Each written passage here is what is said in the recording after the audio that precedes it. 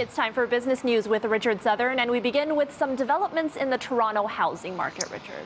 Yeah, I like to keep an eye on the housing numbers every month, Erica, and we just got the July numbers in, and what did they show? Sales falling to the lowest in a year. But, you know, a lot of that had to do with just the fact that there weren't many homes for sale last month. Listings were down like 30%.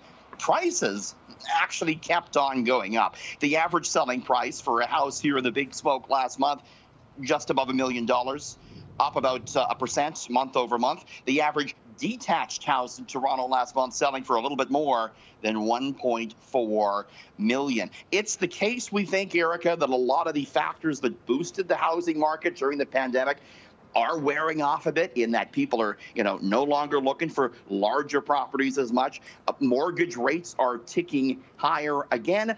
But also people maybe now they're happy where they are. They're not as apt to sell as they were a couple of months ago. Right.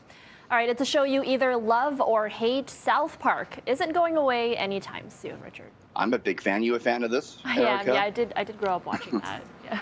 Me too. I remember watching the first episode, 1996. It's been on the air almost 25 years. Can't believe it. It's unbelievable. It's really survived. They've really adapted. I mean, it's become a show that comments on current events more than ever. It's going to stay on the air thanks to one of the biggest money deals in TV history, Erica. The two South Park creators today signing a $900 million deal to keep South Park on the air through 2027. It'll include 6 more seasons, as well as 14 direct-to-streaming movies featuring those foul-mouthed kids, Cartman and Kyle and Kenny and whatnot. The deal doesn't include streaming rights. Those were sold to Warner Media a few years ago. But this really underscores, Erica, not only just how popular South Park is, but points to the fact that that's a show that can pump out a lot of content. And that's what these companies are looking for right now. Video games, movies, and TV shows week after week. South Park can do that. And finally, 2 billionaires made big headlines for their trips to space. But does that qualify them as astronauts? The United States government says, easy, Mr. Jeff Bezos and Richard Branson, you're not really astronauts. The U.S.